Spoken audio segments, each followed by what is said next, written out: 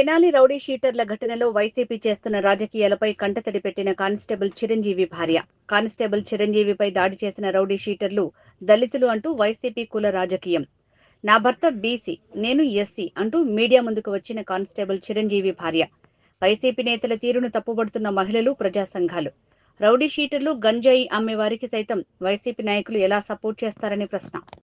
నా పేరు పుల్లగూర కళ్యాణి. మాది గురుపాలెం, మాలపల్లి. 10 సంవత్సరాల క్రితం నేను బీసీ కులానికి చెందిన కన్నా చిరంజీవిని వివాహం చేసుకున్నాను. మా ఆయన ఉద్యోగరీత్యా తెనాలిలో ఐతన్నగర్లో నివాసం ఉంటున్నాం. నేను మాల కులానికి చెందిన అమ్మాయిని. నాకు తల్లిదండ్రులు లేరు. నా భర్త నన్ను కంటికి రెప్పలా చూసుకుంటున్నాడు. నేను ఈ ఐతన్నగర్లో ఎందుకు ఉంటున్నానంటే మా కులానికి చెందిన వాళ్ళు ఉన్నారండి భరోసాతో నేను ఉంటున్నాను.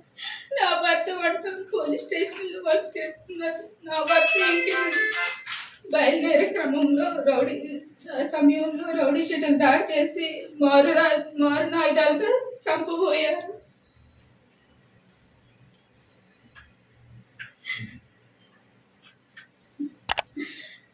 అక్రమంలో భయంతో అక్కడి నుంచి పక్కన వెళ్ళిపోయాడు.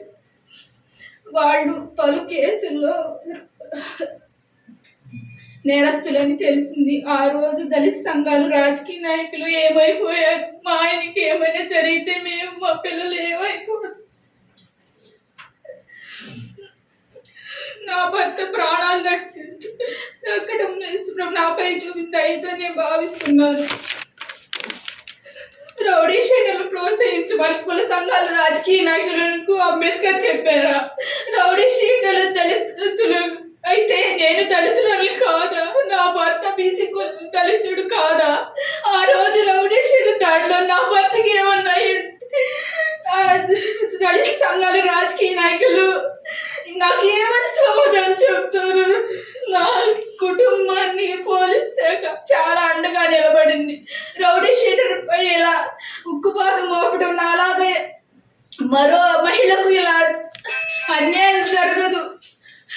నిజమైన దళితులకు అన్యాయం, అవమానం ఏమైనా జరుగుంటే వచ్చి పోరాటం చేయండి, అంతేగాని ఇలా రౌడీ షీటర్లకు, మానవ మృగాలకు సపోర్ట్ చేయొద్దు.